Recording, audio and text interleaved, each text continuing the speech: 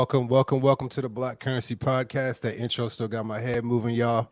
As you can see, my name is Bradley D.L.O. Thomas. By day, I'm an IT professional in the pharmaceutical industry. By night, I am a creative. I make beats and I rhyme, so I'm going to pass the microphone. Hey, what's up? It's your girl, Opal Elisa. By day, I'm director of multicultural business strategy for a large financial company. And by night and by passion, I am a MC, spoken word artist, author, all the creative stuff above. I'll pass the mic. What's going on? It's Corey Whitmore. Yo, DLO, you better take credit for that beat. That's you on the intro right there. Thank you, sir. Like I said, my name is Corey Whitmore. I'm owner and founder of Media 22. I engineer, I produce. I think I got my album actually organized instrumental wise, but I still ain't recorded none yet. Really? So we're probably looking at 2027 now. Oh no. Let's start calling you Corey Electronica. Oh man, so today we got some heavy hitters. We are bringing one of the OGs back. I'm sure you've heard of Chill before.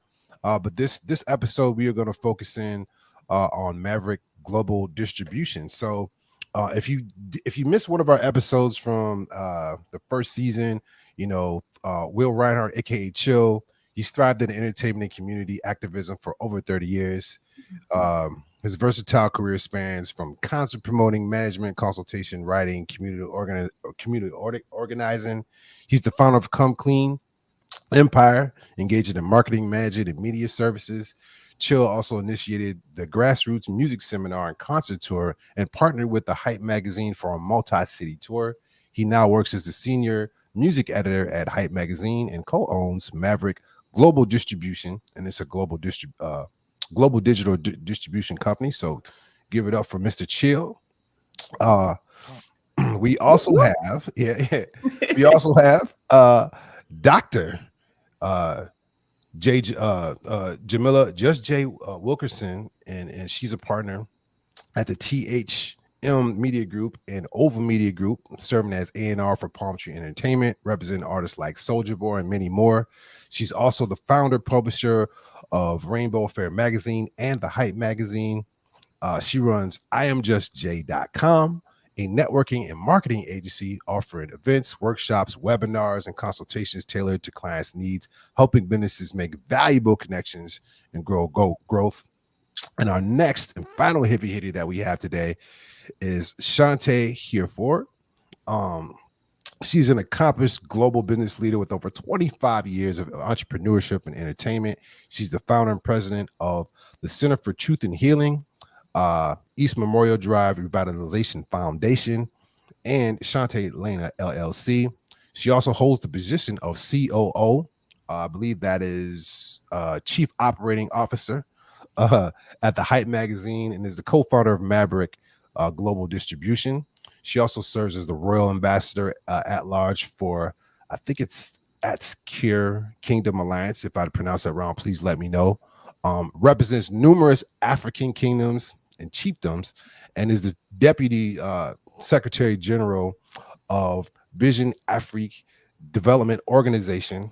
Her impressive career has earned her several awards, including Stone Mountain's Business Person of the Year and I think it's the Fighter Sustainable Communities Awards.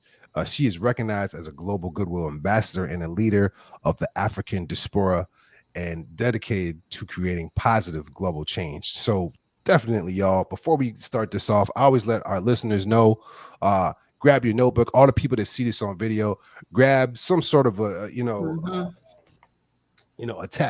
something that you could write down and take some notes, because when you're listening to things and you write them down, you tend to remember them more when you actually can read them and, after reflecting on it. So before we get into this podcast, we always like to ask a little bit about the journeys that each of you have taken to get to the moment, to get to the position that you are right now.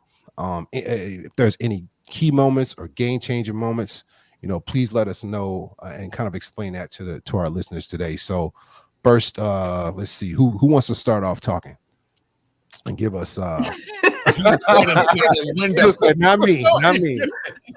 Let's go with Shante. Tell us a little bit about your experience. What kind of sparks you to do what you do and how you got into the position you are in today. All right. Well, thank you. First of all, it's a pleasure to be here. Thanks so much for having us all on your show. As he said, so I'm from the Midwest. I was born in Monroe, Wisconsin. I was raised between Wisconsin, Illinois, and Minnesota. My family has a musical background, so I was kind of born into the music industry. And what brought me to this space is just really, I done music. I started off as an artist. And then from being an artist, I grew into an executive role. I did radio there in Janesville, Wisconsin as Power 107.5. And it's just been my love and passion for music, which was my first love, that has brought me this far. Hey guys, I'm Jay. Everybody calls me just JJ, aka somebody. Dr. Jameelah Wilkerson. I'm from the Midwest originally as well, Indianapolis, Indiana. Hometown, a couple of miles from Wisconsin, but it's been an awesome journey actually. Outside of the bumps in the road that we all go through, so just very excited. Yesterday, I received the Lifetime Achievement Award from the White House. Got my little White House stamp. Been out here tracking. Congratulations! Yeah, so this year's been an awesome year. So I'm just happy to be here. Hello, everyone. I am Will Rinehart, aka Chill, from Come Clean Empire, originally from Chicago, now residing in the humble town of Madison, Wisconsin. I'm a Taurus. I like my right. Team Taurus. Oh no, but I'm just glad to be here. My journey to me is more spiritual than anything, with the situations that I've been through.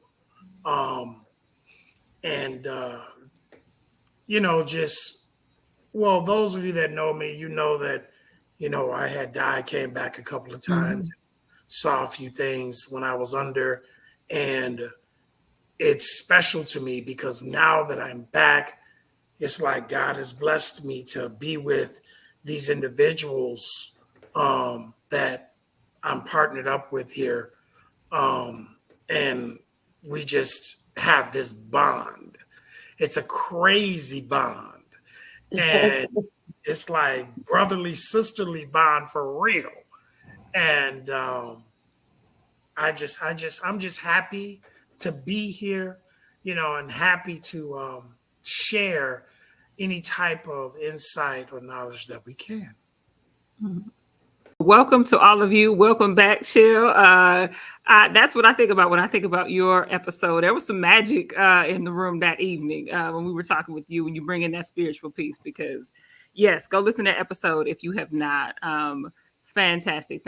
So pleasure to meet you, Shantae, and Jay as well. And congratulations on your awards that you received. And Shantae, I think you said it was Business Person of the Year. Is that Stone Mountain, Georgia, that you got that from? Yes. So I've been nominated 3 or 4 times, and I've received the award once or I think twice now. Awesome. Congratulations. I was just there this summer. Beautiful space and a lot of really dope professional things going on there. So you got into it a little bit as y'all were kind of sharing your backgrounds a little bit, but I would love to know kind of what is your why? You all dabbled on a little bit from music, but what continues to drive you in this space after decades and to continue to push? And we'll get into the business model later, but we'd love to know what's your drive for what you all are doing now and why you all are doing it together. Okay. He's like, okay, you just put me on the Okay, so my why. I firmly believe that God has placed on me this mission of helping in this space, in particular with the music business, because music is spiritual and it actually it gears and steers a lot of our cultural, what we listen to. It steers into how people act. you know, what people may, you know, how they're influenced and things of that nature. So, you know, I found my little space where I feel that when we're looking at that, okay, we've got to realize that we have a responsibility, and that responsibility is helping our culture in particular in coming out of this prison that we're locked into. You know, and to begin and how to do that, starting out, in my opinion, is through education. You know, we have to educate our people, educate them on how to make a living at what they're doing. Yeah. You know, we're so focused on just getting up on stage and dancing around like we were when we were slaves. You know, for nothing, you know. But now we have the opportunity to get up there and dance around, but yet have a choice of what message we send, and on top of that, make money doing it so that we can give back to our community. You know, so I think that, you know, that's very, very important. And I really, really strive in doing so.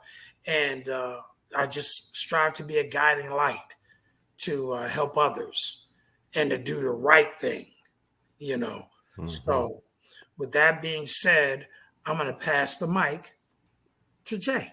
For me, it's my upbringing. You know, it wasn't a lot of support coming up. You know, my mom was a single mother, so really trying to keep tabs on me was hard.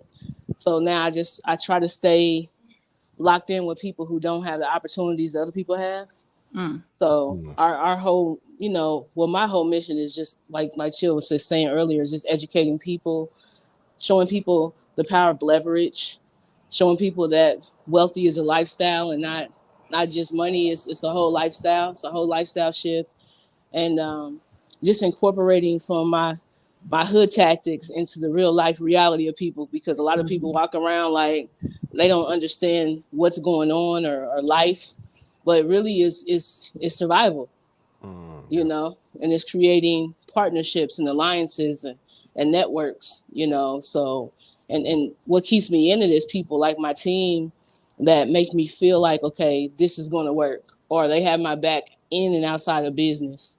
It's very important to have allies like that care about your well-being, not just the business side of it. So, all right. So I guess I'm next. So for me, I guess my why is that from the time I was a very young age, music has always played a very critical role in my life and has been there to help me through some very difficult times. So I just became so dependent on using music as a way to express myself, you know, in times when I just didn't have the words.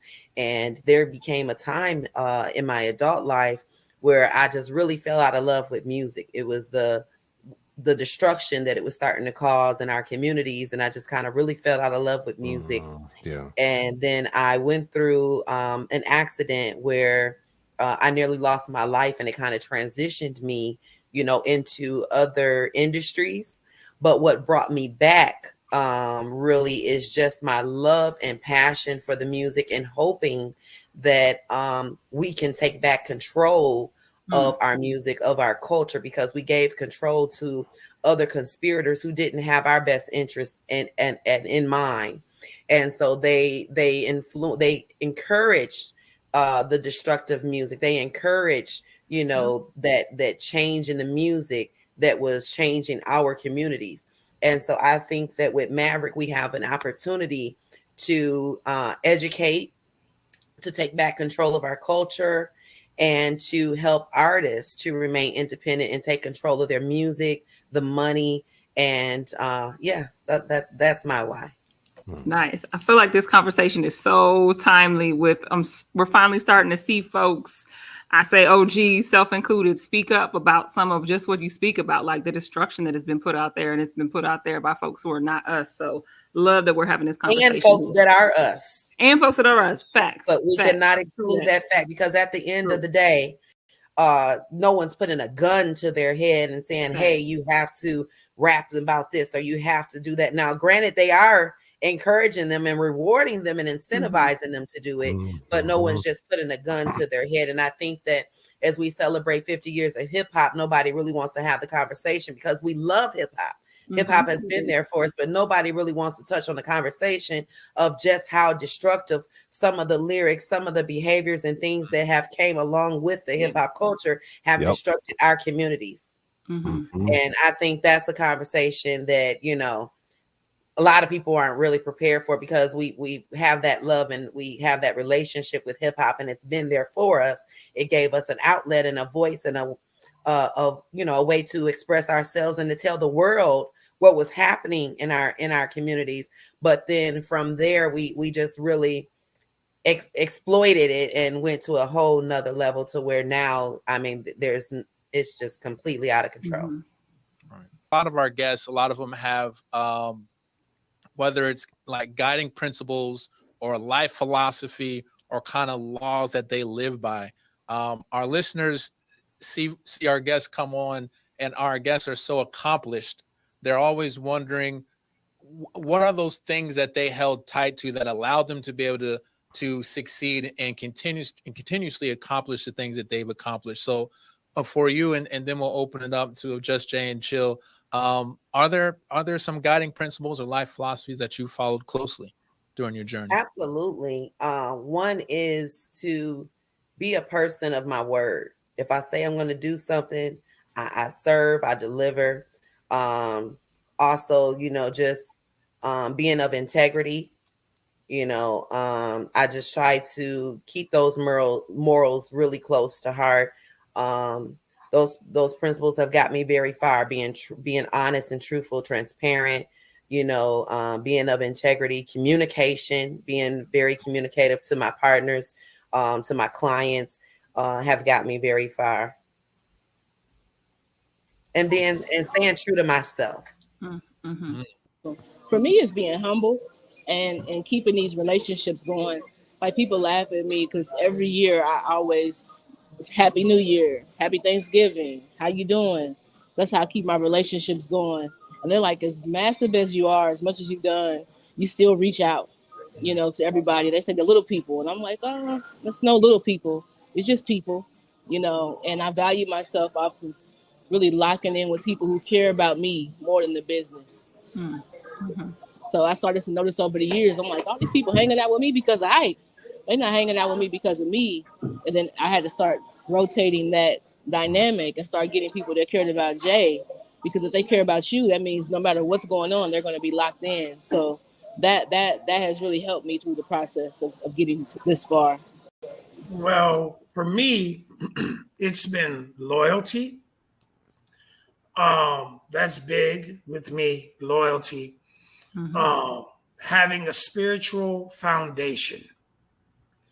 And that's super big. Actually, that would be first, because without that, all the other things mean nothing. So the spiritual foundation, the loyalty, the dedication, discipline, and determination. So within all of those principles, if you keep those and you instill those in everything that you do, you will be successful. You will be successful.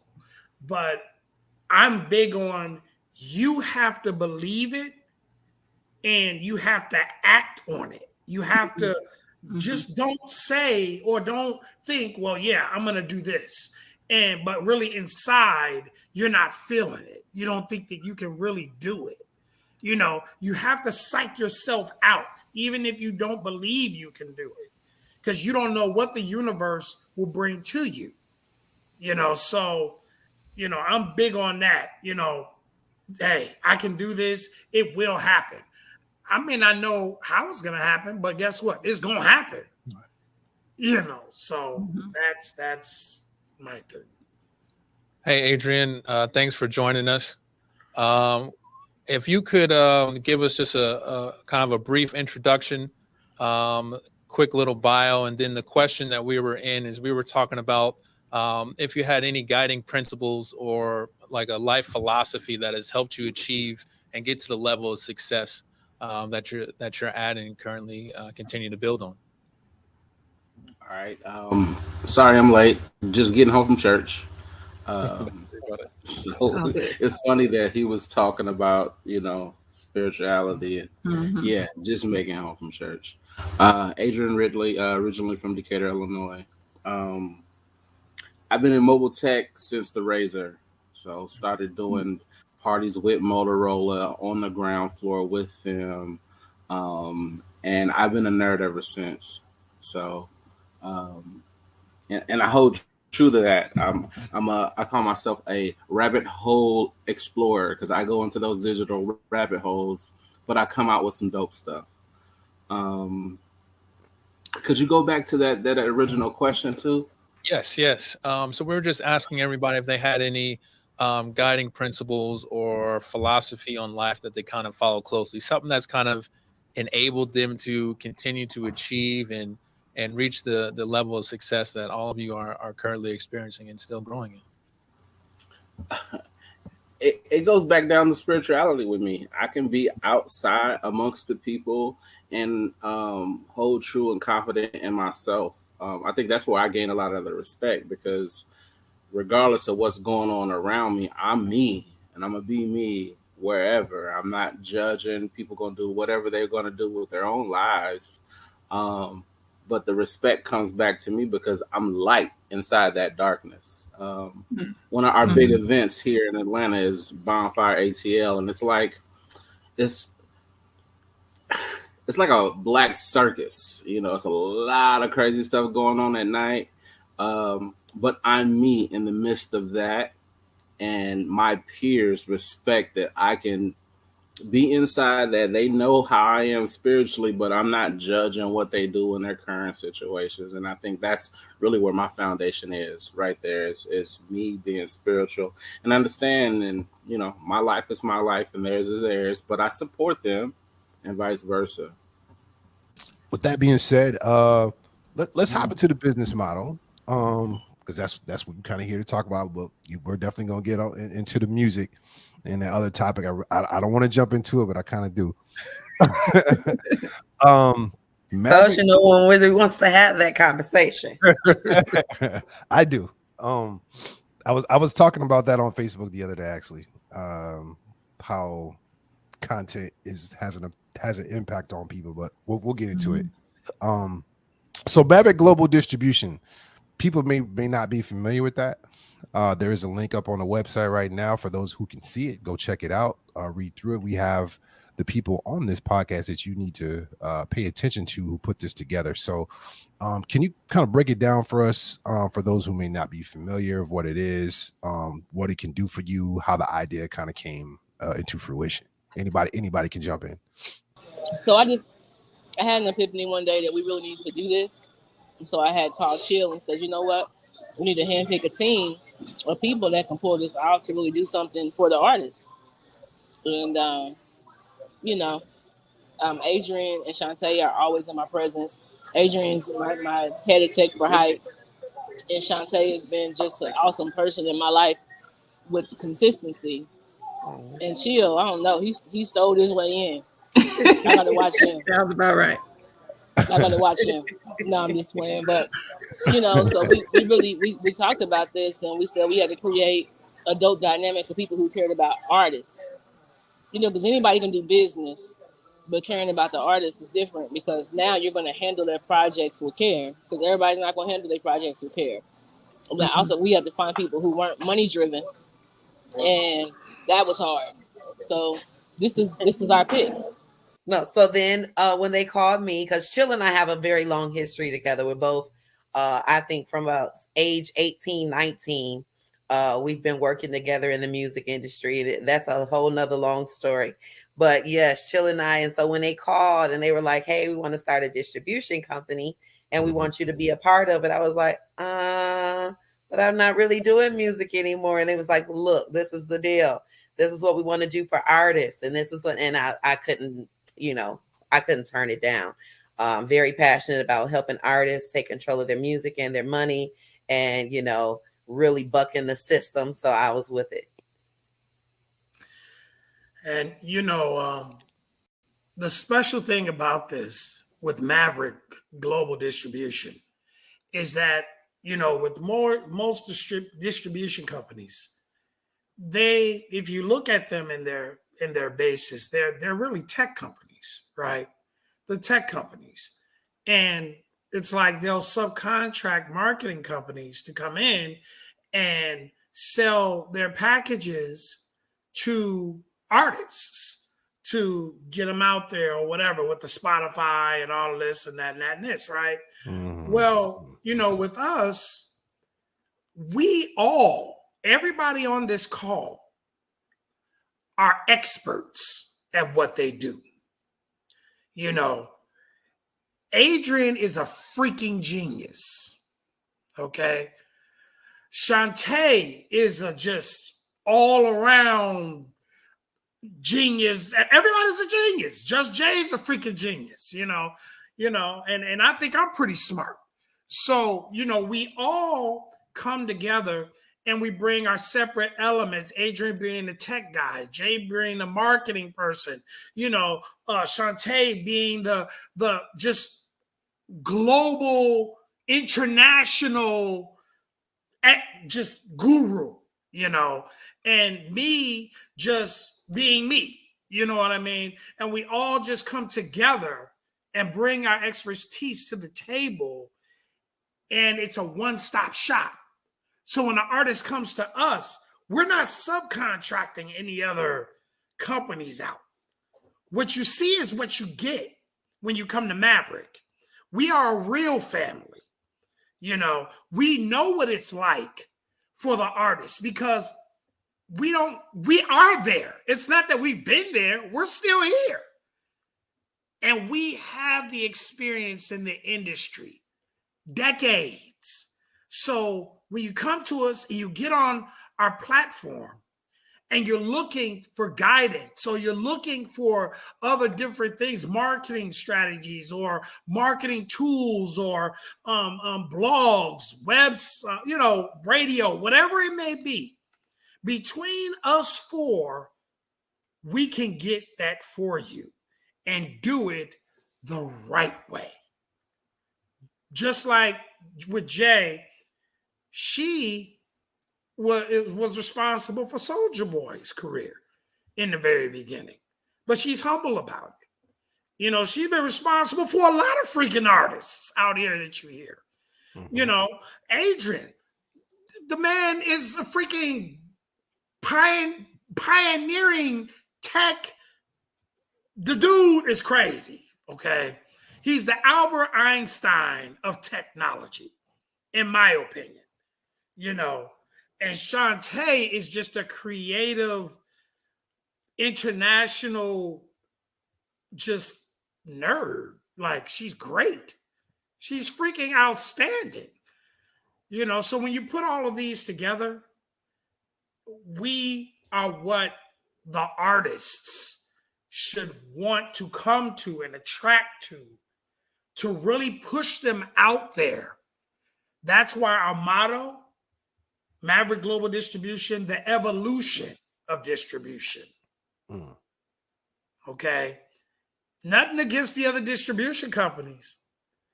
But guess what?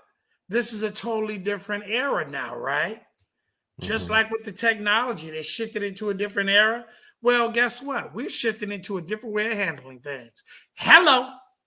You just answered one of the questions we had. Sexual chocolate. Thanks. Word. And I love how you all have that admiration for each other, right? And then understanding and seeing each other's different strengths, right?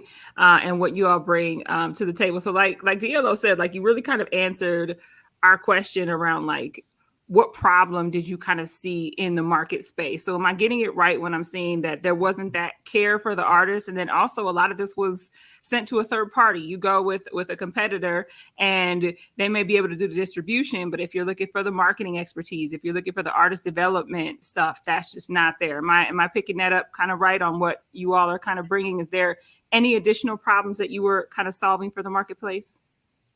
Well, from my end, like I said, I'm a rabbit hole dweller, explorer. So I'm in tune with all the new technology that's not currently public. So, I'm able to get in with them and be able to test the stuff and pick and choose the things that we can bring to our platform way before the public get to see it.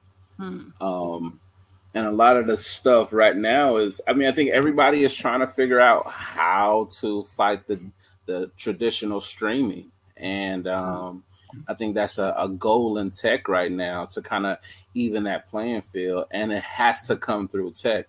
It won't be man, it will be tech. And it's going to be tech that the artists get to handle. It will teach them their numbers. It'll teach them who their fans are and how to reach their fans. But it's going to be, and it's going to be tech based. Not for sure if it's going to be subscription where they have to pay in to be able to control, but that's probably going to be the platform that makes more sense so that they can control, their careers via tech. Whether it's going to be bringing the consumer, their fan, directly to their site so they actually can pay.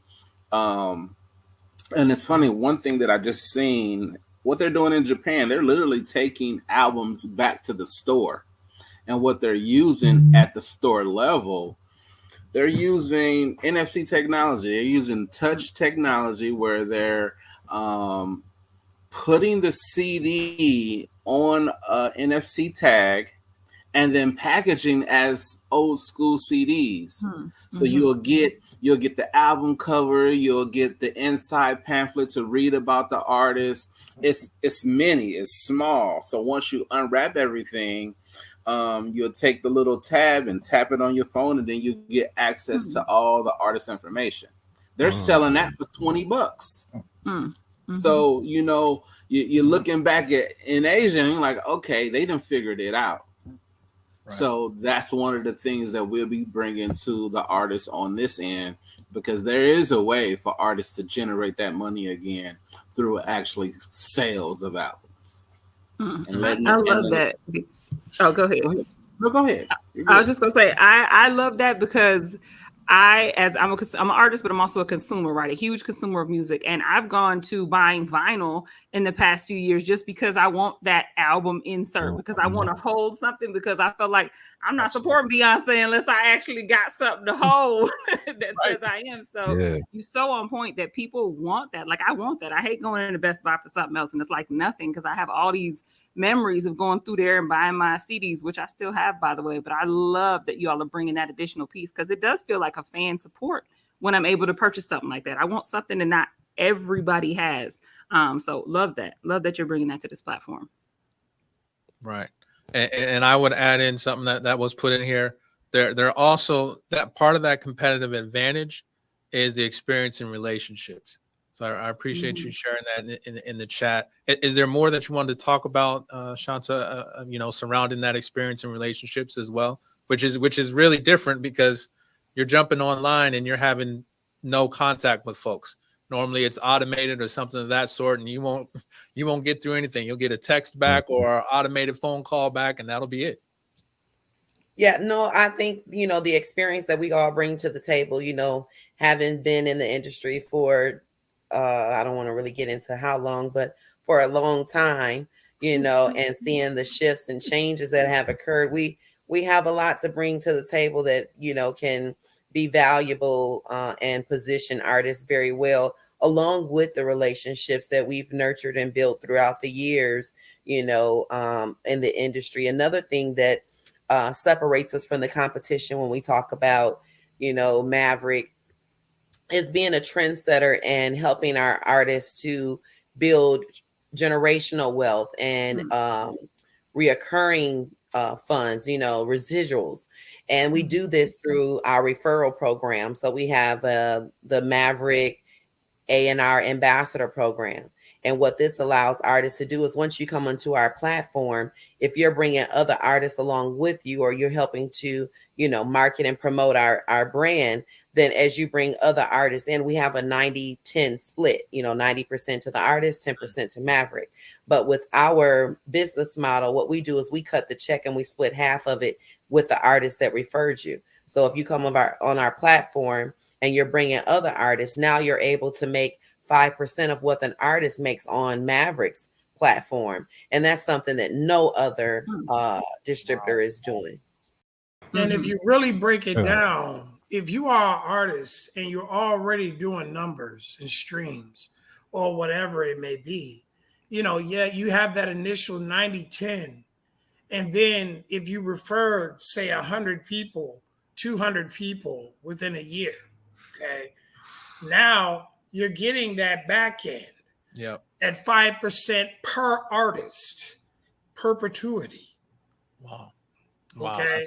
So, and on top of that, on what we do with what most distributors don't do, when you go to a distribution company, the payouts are normally quarterly. Right. Okay. Yeah. Well, when you come aboard Maverick, initially for the first 3 months, because we're getting everything situated with the DSPs and making sure that you're good, it'll be 3 months. And then after that, you will start to receive payouts monthly. Nice. So imagine getting paid if you were to say, okay, I'm getting paid off my stuff too, but yet monthly. Right. But now I'm getting paid off of 200 other people. Fire. You see what I'm saying? And it's not hurting the artist because the back end comes from our side. So we're giving back.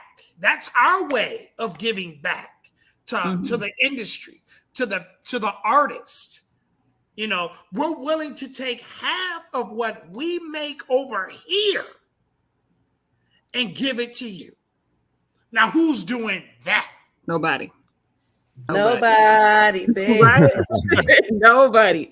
And even just that switch to monthly is so huge because that quarterly system was not built for us. It was not built for the artists trying to eat off of the music they make. That was built for millionaires and billionaires bringing in additional residual income. So just that switch to monthly is huge. And yeah, when you compound that with getting something off of other artists you brought, that's amazing. That's community. That's bringing community back. That's so dope. Right. Absolutely. It's incentivizing folks. And, moving towards the website, when we're reviewing the website, there were also two other aspects on that website that you guys offer that really stuck out. One was you're offering digital marketing packages for musicians. And, for me, this hits right in the core, because even on the last episode, I was talking with bro about me having a conversation with some of these artists having to do with marketing.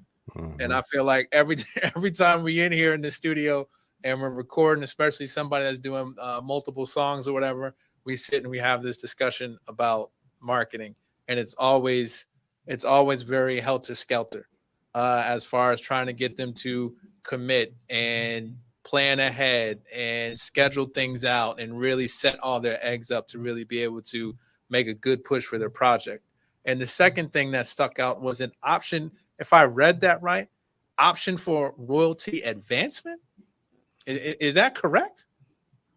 Now, it's a two-way street, if I may, Jay, break it down a little bit for them, where you do have that option to do so, but we have an even better option that as we're updating our website, you guys are actually going to be the first platform that we're going to let the world know about this. Okay. So kudos to that, right? Right. So Thank what you. we're doing is that we have developed a system that Jay initiated, and Shanta myself and Adrian came in and we critiqued and all of that good stuff, where we take an artist from ground level, because let's be real, most artists don't have any money. Mm-hmm. Okay. Mm-hmm. You ask them about budget, they don't have a budget. Yep. Okay. So what do? Chill. I ain't got no budget. What you gonna do for me? Okay, well, I know you got about $500 to $700 on you somewhere under the pillow somewhere, right? Well, yeah, I got about 1,000 over here. Okay, this is what we're gonna do. We're gonna take that 1,000 and we're gonna move you over here to our credit department. We're gonna get your credit right, where you can get to, say, a 740, 760, somewhere in that area. Okay. Now, once you get there, now mind you, during this time frame, let's be realistic, it's going to take a little bit of time. So we're steady, teaching you things and showing you things through our other programs that we have. Like, for instance, Jay has a thing every Tuesday that she does with financial literacy. And we also have a thing that I do every Wednesday, strictly based on putting you out there as an artist, okay? Musicianship, the different things, publishing, all of that. But yeah, and now I'll piggyback what you will. Yeah. So the overall goal when starting this was to give artists a start to finish. A lot of times they come in and that original person says, yeah, it's going to take a $50,000 budget. But it's not just a $50,000 budget. It's a $50,000 budget and because there's so many other things that still has to be completed. So we haven't really walked these artists through in phases. Some of them don't have their publishing straight. Some of them they don't even have what it takes to be uploading their stuff to the platform in the first place. Mm-hmm. So we're saying, no, we don't want that. We want to educate you first. We want to give you the tools and the network and the team first. And then we say, oh, you don't have a budget? Okay, well, let's take you through this program over here. Okay, you don't have the resources? Well, we do. But to tap into our resources, you have to be together. We can't just walk you into our resources and then you just, you mess them up because you don't have things in order. Adrian and Shanta in Atlanta, Adrian runs some of the biggest stages in the city. But I can't send him an artist and say, hey, can you put this artist on stage? And then their record's not mastered. Then Adrian saying, Jay, he busted our speakers out. Don't send your people no more. Shanta, she can't send somebody and say, you know what? I know they're on Maverick platform, but we need to put them in the hype. And then I have to call my editor-in-chief and he's asking me, well, why is this artist in there? Because he's a Maverick artist, but he sucks. So we have to help these artists be great, be the greatest version of themselves. That's the goal. I know artists that may be tuning in are going to ask me the next question is, how do I get access to that?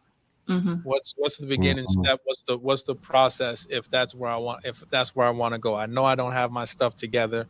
I think I got product, but I'm kind of missing all the other things. So how would an artist that watches this to say, hey, okay, I like what they're saying, I want to join Maverick. How do I go to get started to get these other things that have to do the music business side corrected so that I can be my best version? Start out by going to the site or building that personal relationship with us. That's where they need to start. They need to start with building the personal relationship with one of the founders so they can be walked through the process properly. A lot of times, like I said, people just go sign up. They don't take time to build. But, we're going to be the first distribution company where you're able to actually communicate and touch the founders. So we're available. So it's more like Shark Tank than it is like a CD Baby, right? Where like you actually get y'all get the sharks to actually, because I didn't know that artists could touch you and not touch you, but you know what I'm saying, they could actually connect with you. That's pretty amazing. No, we're gonna get the fish. We're gonna get the fish and we're gonna turn them into whales. There you go. Nice. Yeah, we're gonna turn them into whales, and it's just processes. And then we, the way that we have it structured, even with the process of Ignite Your Life and Shanta has Fun ATL, the goal is to say, look, if the music doesn't work out, we've already set up things to streamline you to sustain your life. So it's not a waste, Absolutely. you know? So we want to educate you on A, credit, business credit, leveraging your credit. And then we want to educate you on B. Yeah, you want to be an artist, but what's your other superpower? So if your other superpower is cutting hair, well, let's get you a mobile shop. So while you out there rolling around, selling your records and selling yourself, you can cut hair and make some money. Because as you spend it, you got to replenish it. And that's our message. That's what we do. And that is why we are the evolution of distribution. Freeze chill. Right, because we are the powerhouse of education and empowerment. Yeah. This feels more like a mentorship program. Yeah. You know, the more and more you're talking about how this is put together / business, it's almost you're just walking people from one side to the other. And if they're not on one side, they got to learn the other one first. Oh, absolutely. Yeah. As you even seen earlier when Adrian was at church, I'm like, yeah, we need him to be at church praying for us. So you stay right there at church. That's his job. He's our prayer warrior for real. Like, Nice. I know he be praying, so stuff be happening. So he got multi-functions. We all have our superpowers, and none is overlooked in our partnership and alliance. You know, and that's the good thing about us. We plan to grow old together. We have no choice. I love that. Absolutely.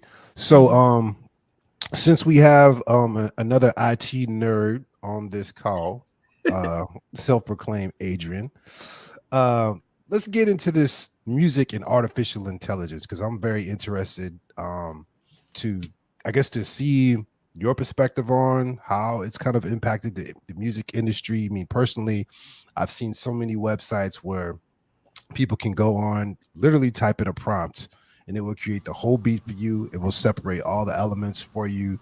I've seen stuff in the, for artistry, so many different tools, but I'm kind of interested in, I guess, your take on how that's impacting the music industry, and also how you think that can impact Maverick Global Distribution going forward.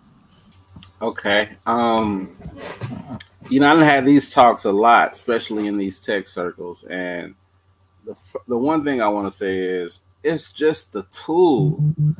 Like, can it be used negatively? Of course it can. But then at the end of the day, the relationship that we're going to have with the artists from the music that they create that we like is a personal one. I can't go pay and see the AI on this stage pouring out their heart.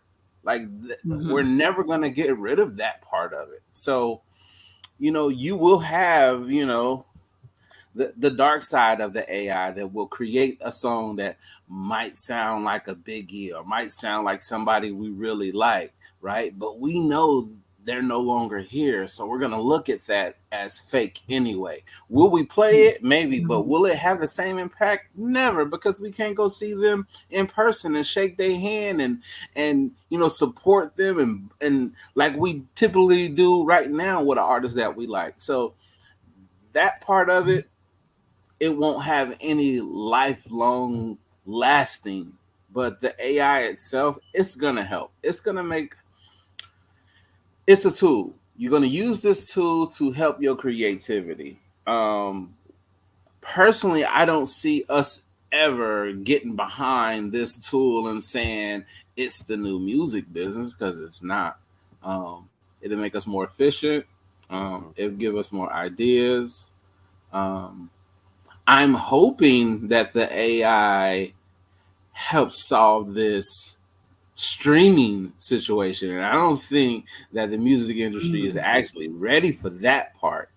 I think that's what the system is scared of, because the AI learns like a person, right? And right now I'm feeding it like, yo, we need to solve this issue. And it's bumping its head because it doesn't see a technical issue. So what we're going to have to do is we're going to have to feed it code that's similar to what's going on right now in the streaming and see why that one stream will get you 0.00002, right? Feeding that code into the AI and saying, hey, find us the solution that gets us to 1. Yeah. Once that happens, the system crashes now. They won't be able to handle that, because now artists will actually be getting what they deserve, and it's coming from the AI. And then the AI grows and understands that the powers to be want to stop that code. So it's going to write a code that doesn't allow it to be stopped. Then we're really moving.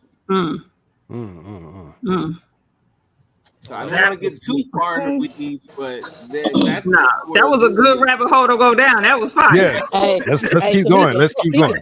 Let's go deeper. You can take the self-proclaimed Adrian back. Just put him as the proclaimed Adrian now. He stamped that. Oops. He did.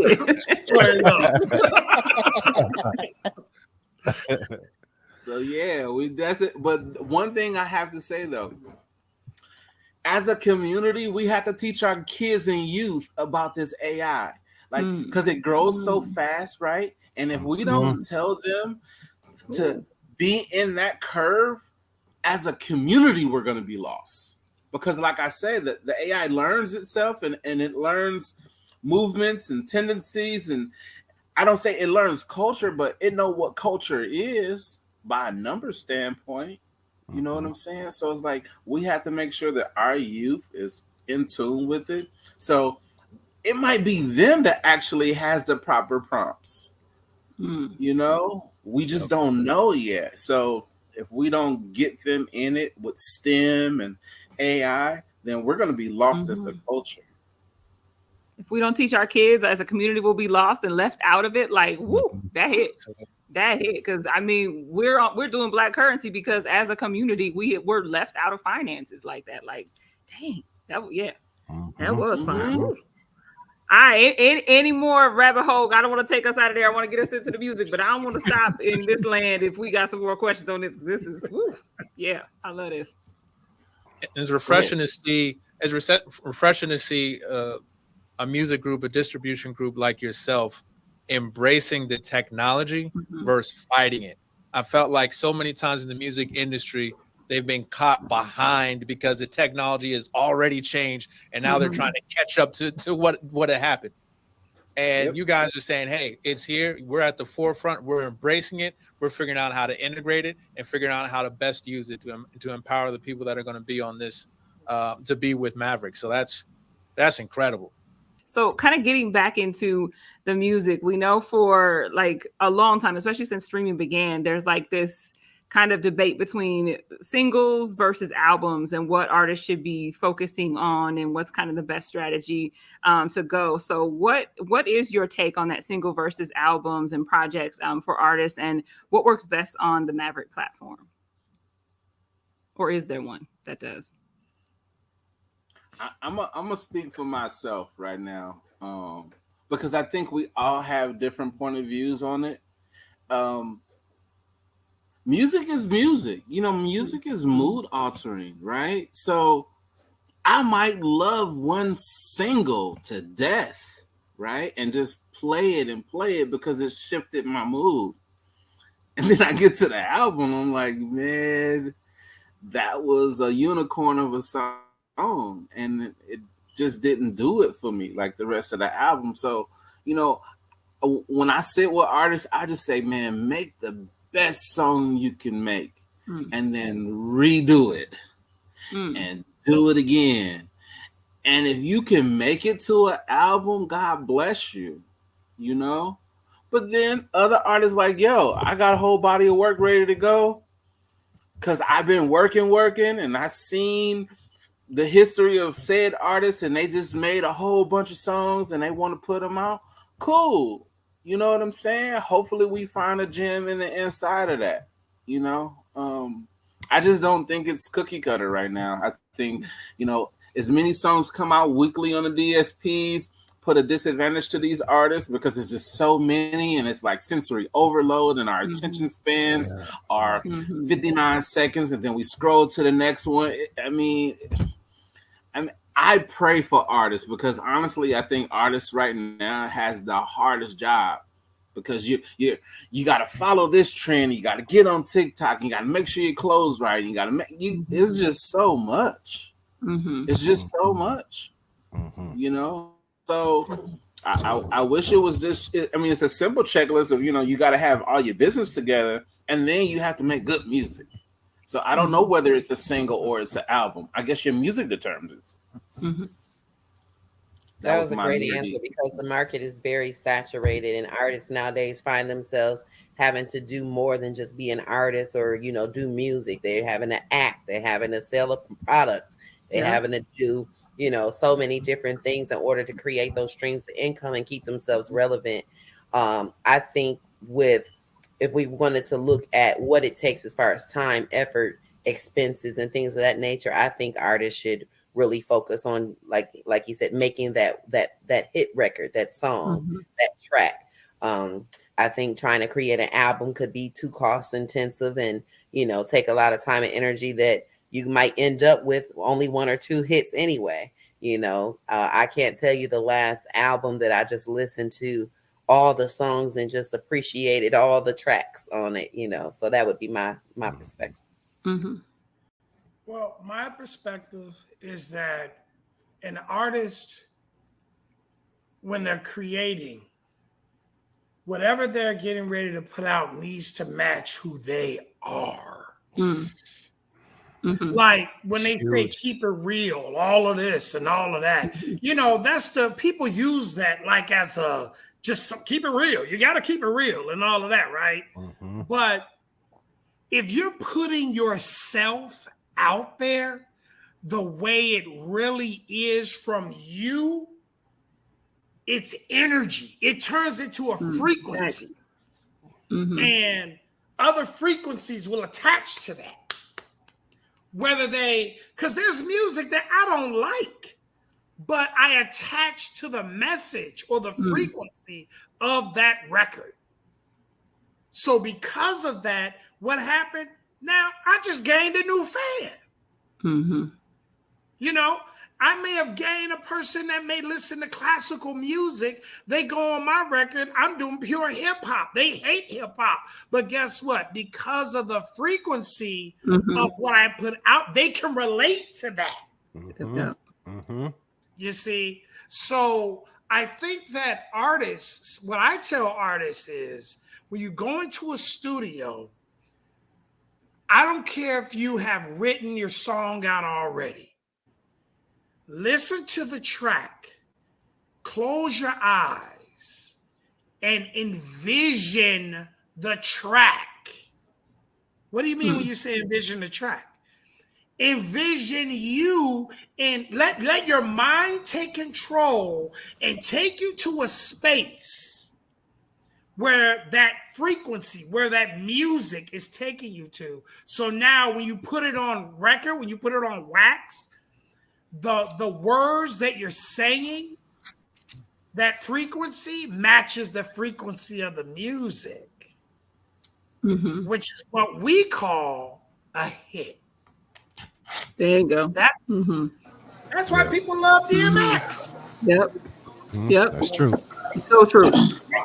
All energy. I think so true. I think that the artist, I think it doesn't matter if they do a single or album. I think brand equity is everything. A lot of times they don't follow the record.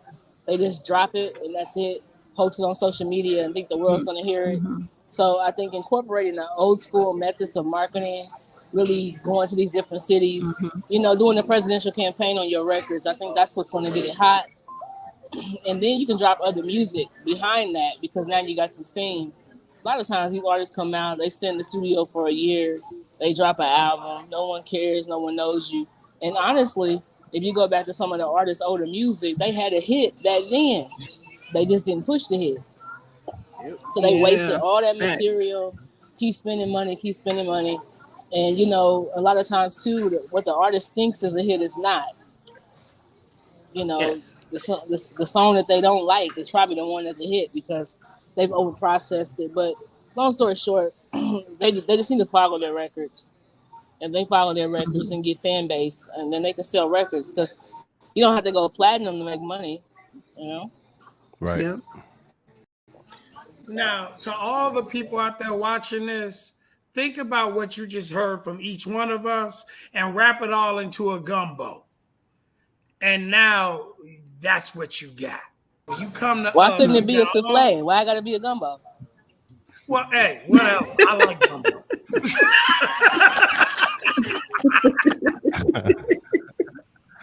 I like you know, I really like what Chill said, because you know, we can all take that record and go different paths with it, with the ultimate goal of leading to the top.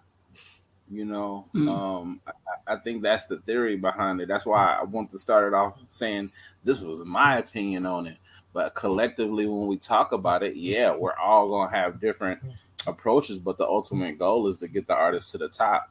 So it's like, all right, I'll take this and I'm gonna do it over here because these techies or that they're gonna like it this way.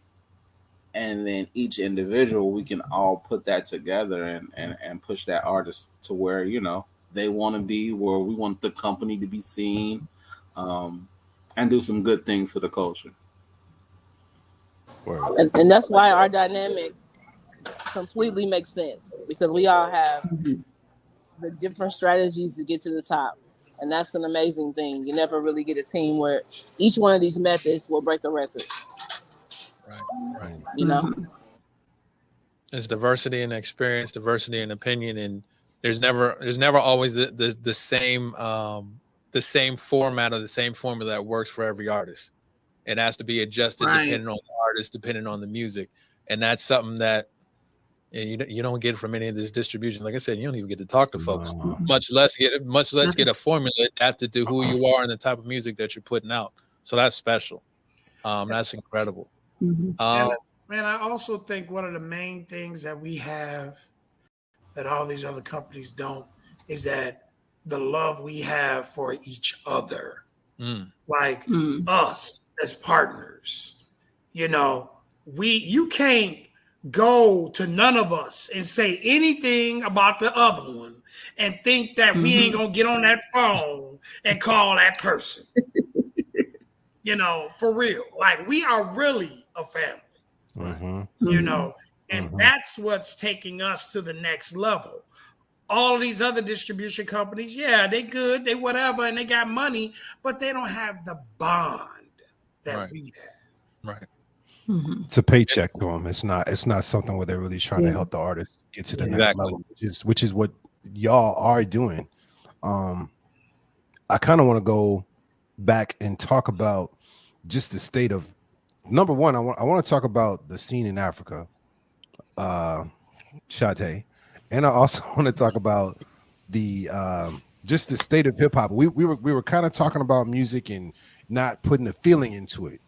Therefore, people don't get on that frequency once, you know, they actually hear the music. There's also a post I saw by Juicy J. They talked about it on Earn Your Leisure too, which I thought was interesting because they said that hip hop sales in particular are down by 40%. My perspective on that, and this is just my personal opinion, is I think it has a lot to do with the monotonous content that's always coming out. Everybody sounding the same. Everybody using the same kick drums. Everybody using the same hi-hats. Everybody using the same presets that you see on Instagram.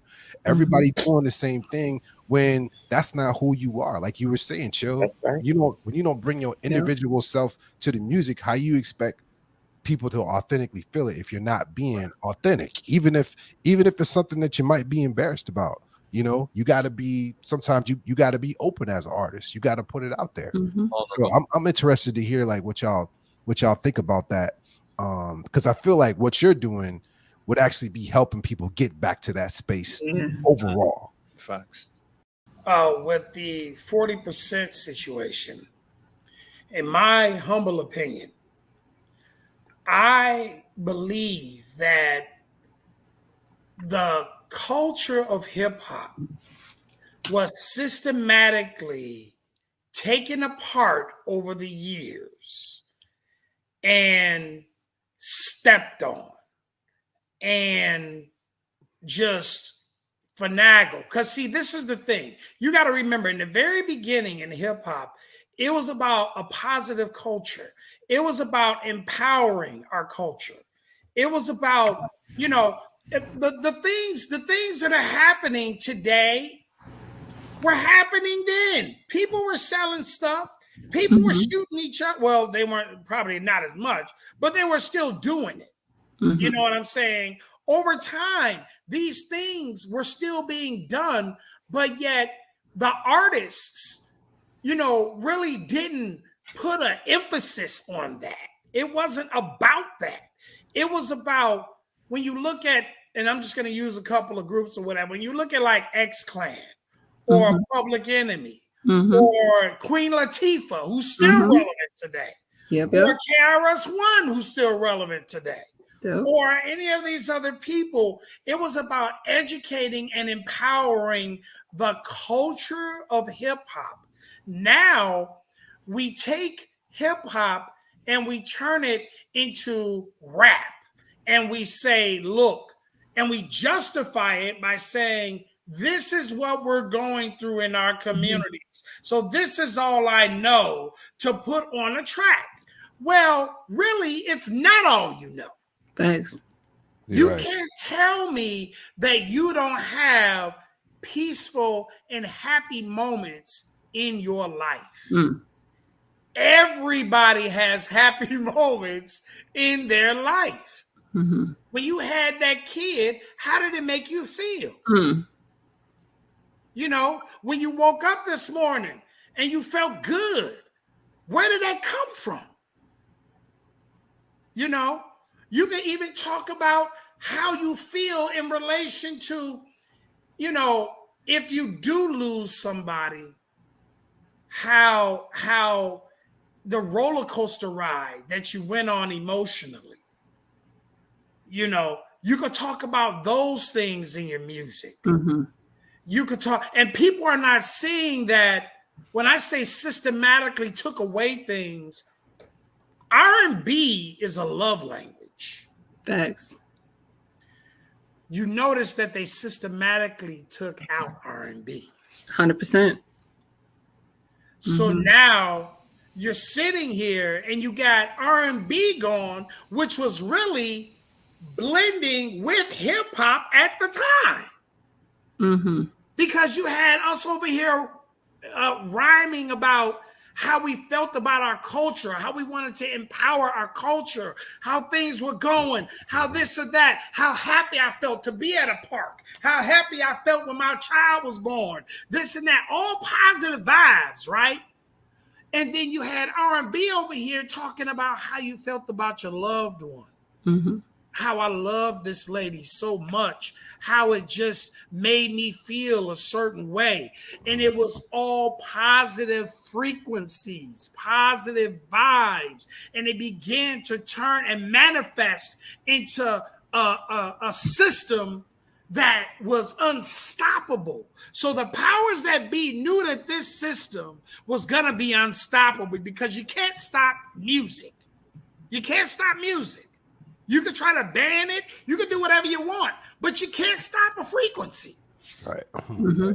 So what they did was they said, okay, we're going to start by using a tool that the powers that be control and have, which is money. And we're going to go to these folks in these lower community neighborhoods that ain't got nothing. They've never seen $1 million. And we're going to say, all we want you to do is just rap about shooting that dude over there. That's all we want you to do. And you thinking, man, I'm getting ready to get $1 million. And all I got to do is rap about what I go through. But they're not realizing that you're switching that positive frequency into a negative frequency, which in turn will systematically over time destroy what it is. And that's what's happening right now in what we call hip hop. It's being destroyed because of the negative frequency and the negative vibes that have been engraved in him. It's now even engraved in R&B. It gets to a point now where it's cool for people to talk about, this person, and now I'm screwing her mama or doing this or that and all of that. There's no morals, no principles. There's no line to be drawn where it's like, okay, I shouldn't go beyond this line. Mm-hmm. You know, it's like now everybody's all fair game. Yeah. Yeah. It's kind of like about like how far can I go with this? You know, when we look at like the Sexy Red situation now, you know, it's like how far can we really take this? How far? What will they accept? When will they say enough is enough?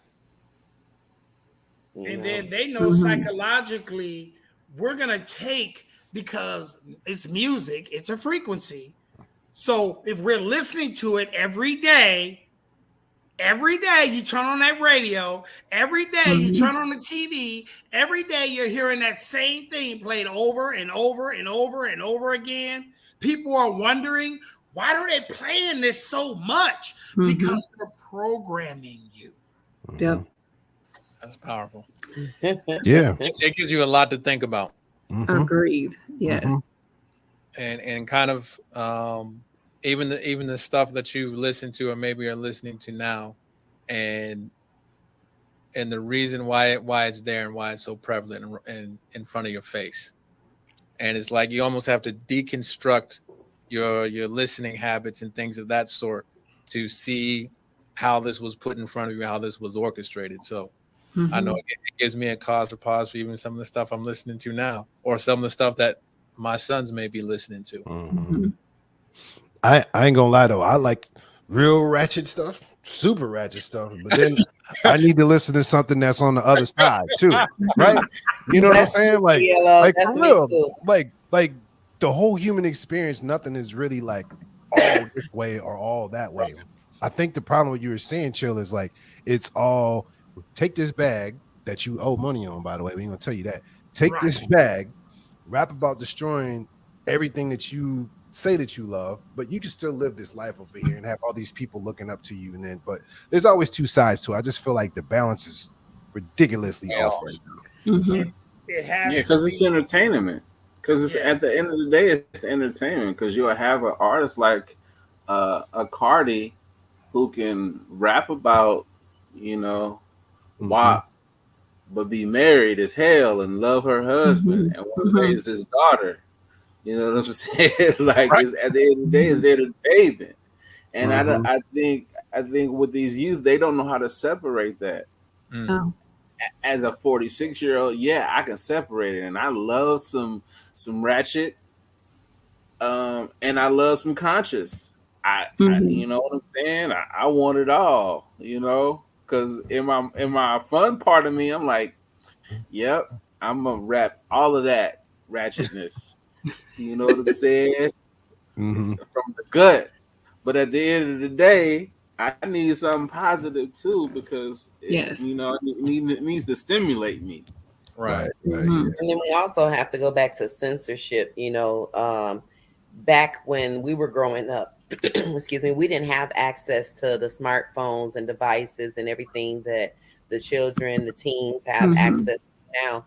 So I think the parents have to be more intentional about the censorship, you know, especially to a certain age, because I think that our youth have too much access to the music that some of it is only age appropriate.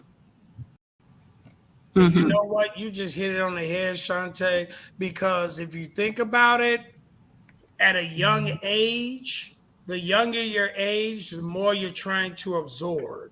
Yep. The more so if we're sitting here and all you're hearing is what's around you is ratchetness, and you're not balancing that out with something positive, it's gonna make you go and act on whatever it is that you're hearing. Because the mind, once you control the mind, you can then control the actions, right? So the way to get to the mind is through the ear, someone hearing it. And then when it goes in there, now you're thinking it, now you're processing it, right? So think about this. if we're sitting here and we're listening to something and our youth, I'm about to get a little deep with it, our youth are constantly hearing something, and we see them out here going crazy, which is happening right now. And we're wondering what's going on. How can we stop this? Well, guess what? The reason being is because they're more drawn in and susceptible to what they're listening to because they're still trying to learn the world. Right. We as adults, we've been through certain things. So now we have that wall where we can say, that's enough. I'm good with that. Booty hole brown, no, I'm good with that. But a young 7, 8, 9-year-old, 10-year-old, they'll be like, man, what's a booty hole brown? They think it's cool. Now they want to go try it. Yeah. But you crazy, Adrian. He said, like, what are you doing with this? Like you said, the question is, what can we do? We can start to make more positive music that has a more positive frequency. We can start to talk about the things that, make us happy, and talk about the things that, that make us joyful, and make music that make us dance, and enjoy one another's company. In the movie we just watched, Who Cloned Tyrone, there was a scene where they had the guys in the chamber and they were fighting like they're about to kill each other. And it was they were playing that like real hardcore gangster rap. And then they changed the music and it was talking about, I want to give you a hug. And next thing you know, they were hugging each other, so it's all in what we're putting out there. What we put out is what we're going to get back. Right. Yeah. And I do think balance is the key. This conversation has made me retrace my steps when it comes to hip hop. And I'm thinking, because my brother was playing like LL and De La Soul and Big Daddy Kane and Rakim, and then when I started becoming a teen, then I got into Nas, Biggie, Pac, and things of that sort. Snoop, Dre was big, but I already had balance where I saw all these different versions of hip hop before. I guess you could quote, if some people would say, hey, when you got the Doggy Style with Snoop Dogg, like that was the ratchet of that time.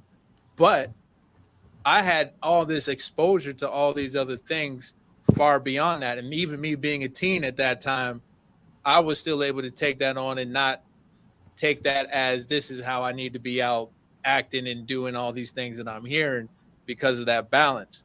But then if I look at my sons, I don't know that they aren't getting that balance. And like you said, they're getting inundated with it in a way that I wasn't. I had to go grab a physical, get a tape, had to hide the tape at the crib. My friend got the tape. Because we're going to play it on the Walkman or whatever and all that other stuff. But it's like they're on the bus, on the phone, listening to it. If they're in their room, on way to basketball practice, all these other things, it's like, well, I wasn't able to play it like that. And so it does really make you rethink the relationship that this younger generation is having with rap / hip hop, and how that effect and that change is really kind of manifests itself in the behaviors. I mean, it's crazy. It's a funny thing that both of y'all said two things that resonated. Chill talked about the frequency and you talked about balance, right? So it's a platform called God is a Vibe on IG.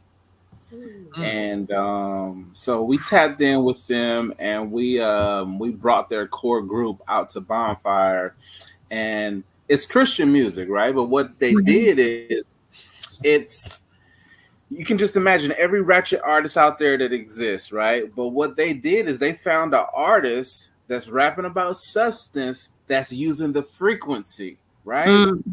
And you can't tell the difference. So we had a concert with those kids, and they had about 600 kids there. The story is we had 5 food trucks in the parking lot for the kids to peruse as the concert is going on. Those 5 food trucks sold 11 plates, right? The parents bought the food because the kids were at the stage. They never left the stage. It was the frequency. It was the same beats, the same cadence, different message, right? The kids was crying. They was testifying. It was the most mind-boggling thing I've ever seen, because I was like, yo, even at a Jay-Z concert, I'm leaving to go get something. Yeah.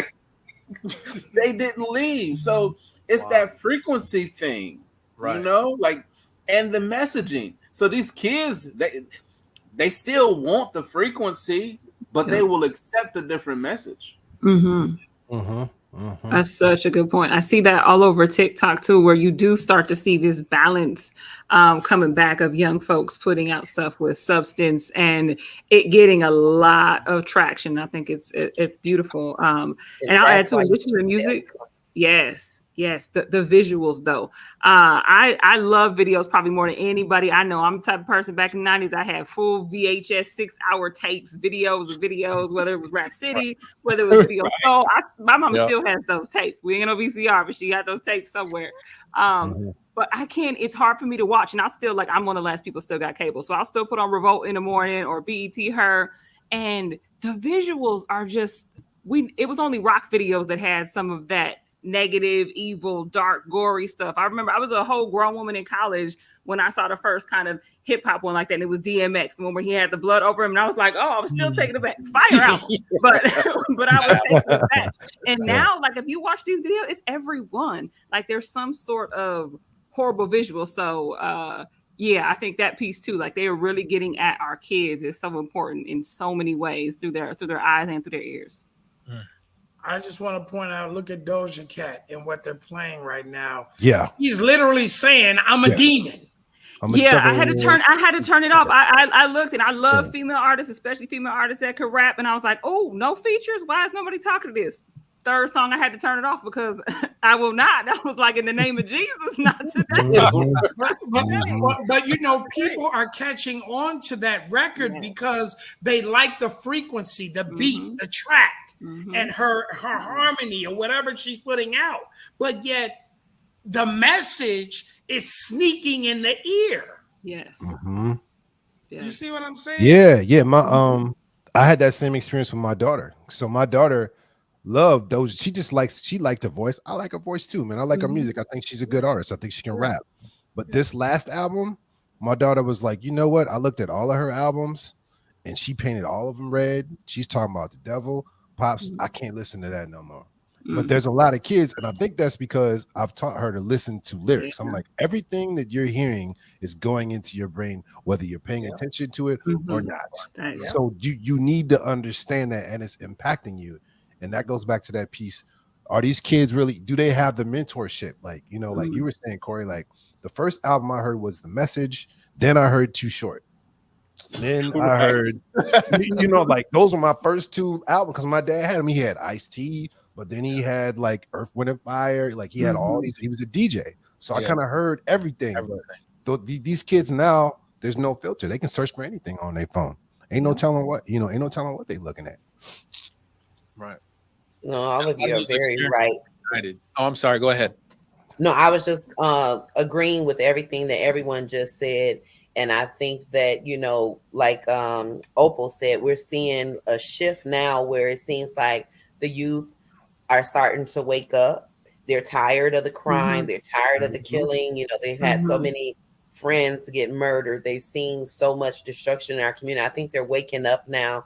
And it's a refreshing thing to see, you know, and hear, because I've been hearing so much more great music now from more artists are coming out, and it's opening up doors for independent artists who aren't looking to go to these labels and be influenced or encouraged to do things that go against their morals and principles. So I don't want to say that everything is all bad, because we are starting to see a shift, and that's why the sales are declining, because people are waking up to, you know, to the message and understanding that, you know, these lyrics are destroying our communities, and it's a refreshing thing to hear and see. Internationally, I guess what kind of what kind of trends are you seeing over in Africa right now? I feel like a lot of people here ain't paying attention.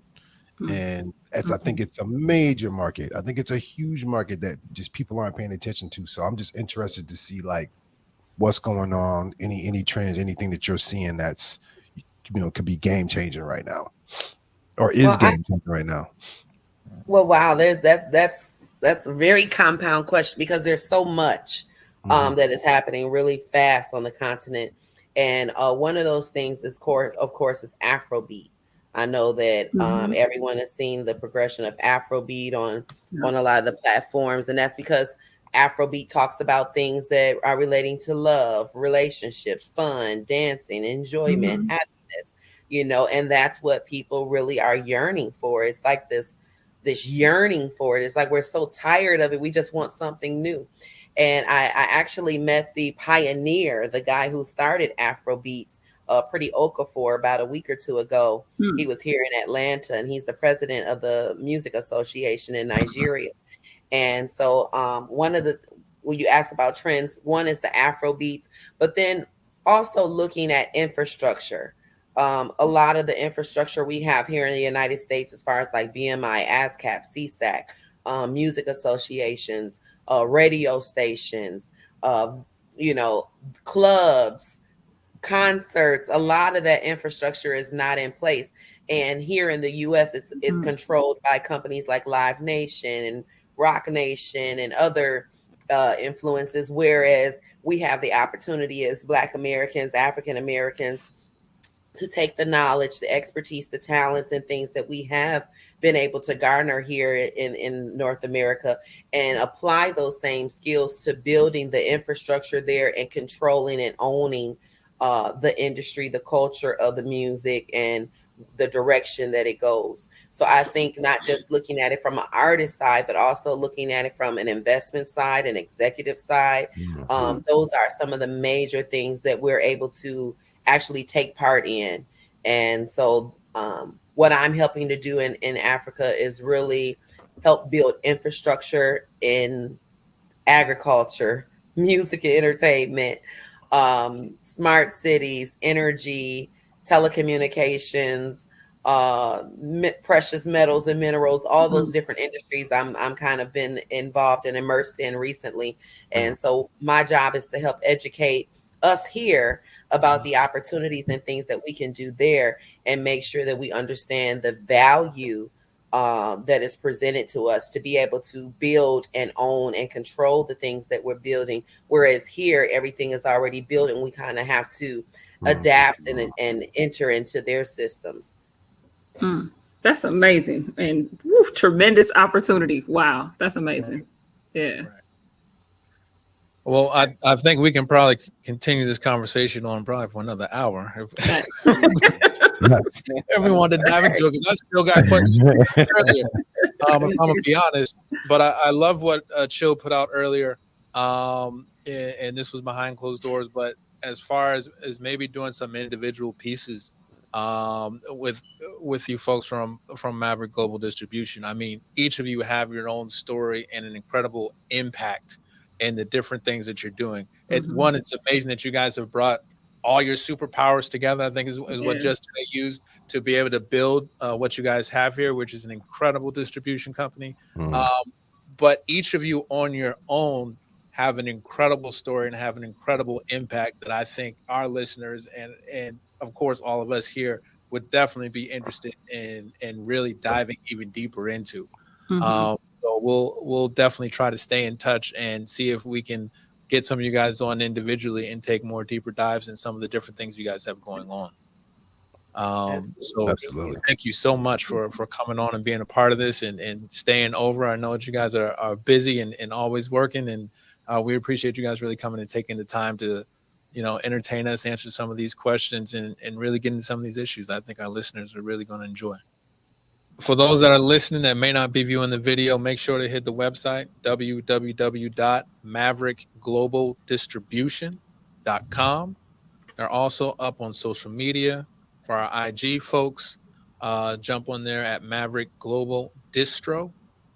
On Twitter, twitter.com/MVRKD Distributor. And then on Facebook, facebook.com/Maverick Global Distribution. Now, the numbers are is that correct or does that need to be changed? I was just seeing you, Shanta. Oh, no, we're good. Okay. So for those folks that are viewing this, we got the names of folks that you need to reach out and start building those relationships. For those people that are just listening, the names will be in the description. So they've already given you the blueprint of what you need to do to start and build those relationships. Music is a relational business. And you need to start to reach out and see what you can do to make sure that you're putting yourself in the best light. And like they said, making sure that they'll be there to help you and guide you to grow your superpower and grow that musical impact in the things you're trying to do. So hit the website, reach out, and send some emails. Be a part of the game. Jump in there. So I appreciate everyone coming on. I'm just quick looking through here. And we do have some other. So let me pop this up here. I'm gonna pop this in the banner. So we have Adrian's. Is this your IG? Hold on. Sorry. Hold on. Nope. Don't do that. He said, "Don't do that." No, the only reason why is I don't know what's up with my T on my PC. Oh. I need to go back to my Mac. For real, I was looking at that like, wait, that ain't right. Okay, so let me grab these right quick. Yeah, because one thing we did say, we build in relationships. So right. Once they're in the system, they can personally reach out and then we start working. Once they're in the system. Mm-hmm. Once they're in the system. They have to be in the system though. Be in the system, now you have access to us. Right. Which because now we partners. Yeah. Yep. Go and register. Go on the website and set yourself up an account first. Okay. And pay for your account. Right. And it's only $30. That gives you unlimited uploads. Nice. Unlimited uploads? Unlimited Yeah. uploads. Nice. And is it 30 for the annual? Just for the uploads? And then the For marketing the whole service? year. Annual. Wow. Okay. And you getting unlimited uploads. $30 annual. Hmm. All right. So let me pop up some of these IGs to reach out to folks. So we got for chill. And Mr. free Company. ISRC code. Nice. Oh, okay. Yeah. And if there's anything in the description that you want us to share when we put this out, please let us know. The _narrative 1 here for Adrian, and then for Shanta Lana. Lene, excuse me. SHANTALANA. So that's how you reach them online. And then also we need to plug the Hype magazine. So what is the process for anybody that would like to promote or advertise on the Hype magazine? How will they go about that? Definitely tell them to follow me, reach out to me, DM me. My email is shantalana@thehypemagazine.com. And we can definitely speak with them and learn more about what they're looking to, what their objectives are, and create a customized package to help promote and advertise them in their business. Yeah, you can reach out to Shanta, or you can reach out to myself, or you can, all of us are with the All Hype. of us work for Hype, right? Nice. Yeah. And Shanta is the COO, so she probably gonna be busy. So you might want to reach out to me. I'll let you know what you're Reach out to Chill if you just want to talk. Reach out to me if you're ready to advertise and promotions going. They do business. All right. Well, we always love to leave a call to action with our listeners, and now y'all got one. Mm-hmm. So y'all got work to do jumping on that website. Y'all got work to do reaching out, and there's countless opportunities for promotion and advertisement with the Hype magazine. And these are folks that are looking for you to reach out. You know, I've been at conferences and been in a position where I'm trying to trying to connect with me. You got folks on here that are saying, hey, please reach out. Here's my information. Here's my email. Here's my online. Let's make it happen. We're trying to work with you. Mm-hmm. So that's refreshing. That's one of those special things, especially about this group and about what Maverick Global Distribution has to offer. So, and mind you, the Hype, for those that are wondering, the Hype magazine is the #1 urban magazine for music in the world. Nice. And I like to throw this out there too. When people look at an empire, right? Empire started with Tyga and that single, and that's all it takes. It takes one for us to jump behind them and then run it up. So we looking for our Tyga, and we can take that track and let's go. Right. Be a Maverick. Now you got your inspirational words at the end too. That's right. Let's make it happen. Be a Maverick. Right. Once again, thank you so much. We appreciate your time. We will be connecting soon. And God bless all y'all. And for our listeners, appreciate y'all. Thank you. Amen. Thank Appreciate y'all. y'all for coming on. Thank you guys. Sure. For our listeners, make sure to jump on that Linktree /Black Currency Podcast, Facebook and IG, BLK Currency Podcast. And you can find that video on Spotify. You also be able to find this video on youtube.com/radio22. We appreciate y'all peacing in once again. Appreciate y'all tuning in once again. Peace. Peacing out. Right. The frequency.